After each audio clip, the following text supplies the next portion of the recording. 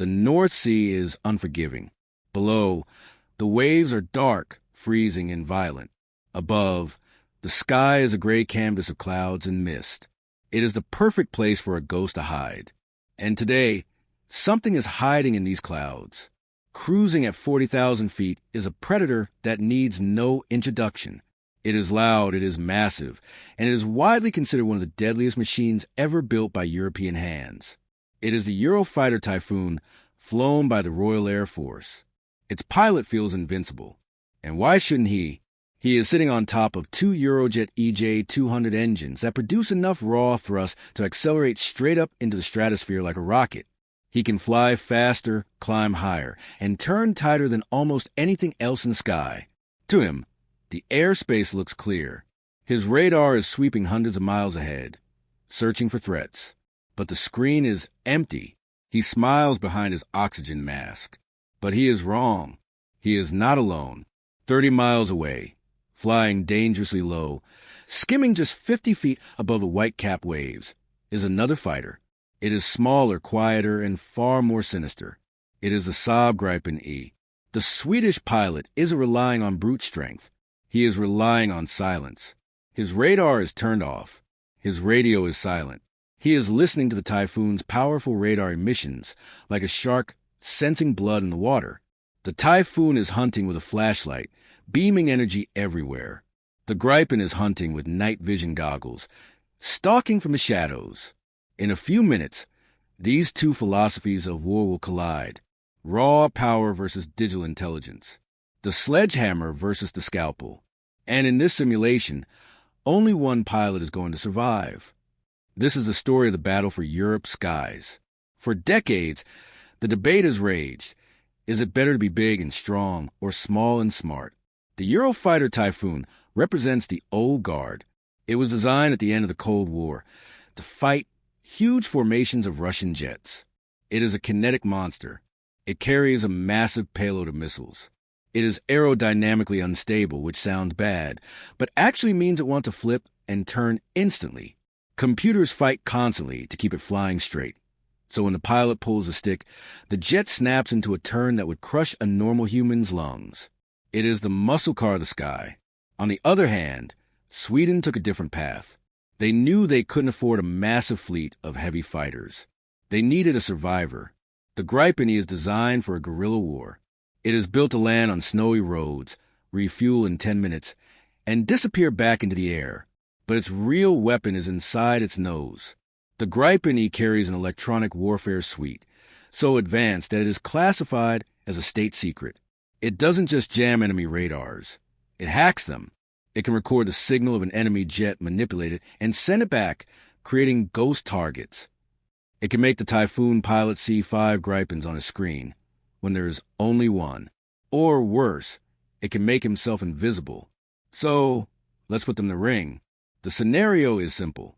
A British Typhoon has breached red airspace. A lone Swedish Gripen is sent to intercept. The engagement begins at beyond visual range. The Typhoon is high and fast, pushing Mach 1.5. This gives its missiles a huge kinetic advantage. If the Typhoon fires now, its missile will start with massive speed boost, reaching further than the Gripen can return fire. The British pilot sees a faint blip on his Captor E radar. It's momentary, a ghost contact. He locks on. He fires a simulated meteor missile. Fox 3, he calls out. On the Gripen's dashboard, the threat warning receiver screams. But the Swedish pilot doesn't panic. He knows exactly where the Typhoon is. He activates his ace card, the jammer. The Typhoon's radar suddenly goes crazy. The solid lock turns into static. The missile, stripped of its guidance updates, loses its way in the vast sky. The British pilot curses. His screen is filled with noise. He tries to switch frequencies, but the Gripen's computer adapts instantly, matching him move for move. The Typhoon is now blind in the long-range game. The Gripen pilot sees his opening. He pulls up from the sea, climbing sharply. He activates his own radar for a split second, just long enough to get a firing solution, and launches his own meteor missile. Then, he immediately turns 90 degrees and dives back toward the water to break the enemy's radar lock. This is the hit and run. The Typhoon pilot gets the warning. Missile inbound. He can't jam it as effectively as a Gripen, so he has to do what the Typhoon does best. Run. He slams the throttle to full afterburner. The twin engines roar, dumping raw fuel into the exhaust. The Typhoon accelerates to Mach 2 in seconds. He pulls a high G-turn, dragging the missile through the thick air, bleeding its energy until it falls harmlessly away. The Typhoon's sheer power saved it. But the British pilot is angry now. He wants to end this. He knows he can't win the electronic war, so he decides to force a knife fight. He turns his nose towards the last known position of the Gripen and charges in. The distance closes rapidly. 30 miles, 20 miles, 10 miles. This is the merge. Now, the technology matters less, and physics matters more. As the two jets pass each other at a combined speed of 2,000 miles per hour, the air shakes. The fight is now visual. The Typhoon pilot pulls back on the stick. The delta wings bite into the air. The Typhoon climbs vertically, defying gravity. Its thrust-to-weight ratio is over 1-to-1, meaning it can accelerate straight up. He wants to get above the Gripen, using the altitude to swoop down like a hawk. From up here, the Typhoon is terrifying. It has the energy advantage. It can stay in the fight longer. Below him, the Gripen pilot is working hard. His jet has only one engine. He cannot match the Typhoon's vertical climb. If he tries to chase the Typhoon upwards, he will stall and become a sitting duck. He has to play a different game. He stays low, turning horizontally.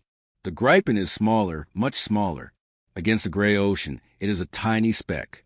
The Typhoon, on the other hand, is a large, twin-engine silhouette against the bright sky. The British pilot looks down, scanning frantically. Where is he? He checks his infrared sensor, pirate system, looking for the heat of the Gripen's engine. He spots a faint heat signature. He dives, bringing his nose to bear. He is ready to unleash a short-range Osram missile. He pulls 9 GS, the G-suit squeezing his legs to keep the blood in his brain. The Typhoon groans under stress, but holds together.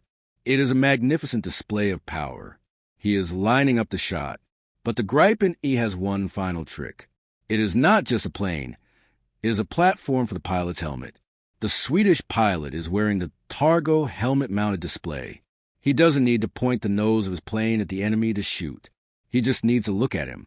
As a massive Typhoon dives down for the kill, the Swedish pilot cranes his neck, looking over his left shoulder. He sees the Typhoon barreling down on him. His helmet draws a green box around the British jet. The computer confirms the lock. Tone. The Typhoon pilot thinks he has won. He is behind the Gripen. He is faster. He is higher. In traditional dogfighting rules, he is the victor. But this is the modern age. The Gripen pilot presses the pickle button. An Iris-T missile launches from the wingtip, but it doesn't fly forward. It flies weird. It uses thrust vectoring fins to turn 180 degrees instantly, literally flying over Gripen's own shoulder. It defies the laws of aerodynamics. The British pilot sees a flash of smoke. He can't believe it. He is behind the enemy, yet he is being shot at. He tries to flare. He tries to jink, but the distance is too short. The Iris-T is inescapable at this range. Kill, kill, kill. The simulation voice is cold and final. The Typhoon screens flash red. The exercise is over. The king of the North Sea has been dethroned. As the two jets level out and form up wing to wing for the flight back to base, the contrast is striking. The Typhoon is big, aggressive, and imposing. It looks like a weapon of war. The Gripen looks like a sleek sports car. They are friends, allies, flying for the same team. But the lesson learned over the cold waves of the North Sea is chilling. The Typhoon did everything right. It used its speed. It used its power. It flew the perfect kinetic engagement. But it died. It died because in the 21st century, the one who controls the electromagnetic spectrum wins. The Gripen didn't win because it was stronger. It won because it controlled the information. It blinded the giant, confused the giant, and then struck when the giant felt most secure. The Eurofighter Typhoon is still an incredible machine. In a fleet, working with AWAC support, it is a force of nature. But in a one-on-one duel against a new generation of smart fighters like the Gripen E, raw muscle is no longer enough. The era of the dogfight is changing.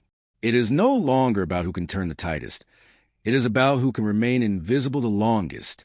So, the next time you hear the roar of a jet engine, ask yourself, is that the sound of power, or is it the sound of a target?